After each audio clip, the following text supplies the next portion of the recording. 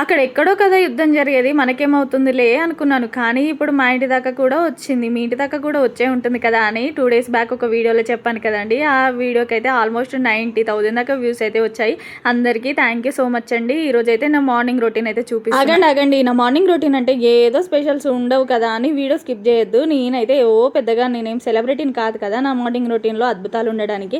కానీ నాకైతే మీతో, నా సబ్స్క్రైబర్స్‌తో, ఫాలోవర్స్‌తో చాలా మాట్లాడాలని ఉంది. అలా మాట్లాడడం 1 మినిట్ వీడియోలో వీలు కాదు కదండి. ఇలా అయితే మీరేమైనా డౌట్స్ ఉన్నా, నాకు ఏదైనా చెప్పాలనిపించినా మార్నింగ్ రొటీన్ ఇలా షూట్ చేస్తూ మధ్య మధ్యలో మీతో మంచిగా మాట్లాడచ్చు కదా అని చెప్పి వీడియోనైతే షూట్ చేస్తున్నాను. మరి మీకు ఎలా అనిపిస్తుంది ఏంటి అనేది నాకు కామెంట్ చేయండి. ఇలా బాగుందా లేదా అనేది కూడా చెప్పండి. ఈరోజు టిఫిన్ వచ్చేసి దోశ అయితే చేస్తున్నాను. ఇంకా దోశలోకి అయితే నా స్టైల్లో టమాటా అండ్ పల్లి పచ్చడి కాంబినేషన్లో చట్నీ అయితే చేస్తానండి. చాలా బాగుంటుంది టేస్ట్ అయితే. మీలో ఎవరికైనా కావాలంటే నాకైతే కామెంట్ చేయండి. ఇంకా ఆ వీడియో కూడా ఒకసారి చేస్తాను. ఇంక ఈరోజు అయితే నేను లడ్డూలు అయితే చేస్తానండి. అది కూడా హెల్దీగా బెల్లంతో సింపుల్గా.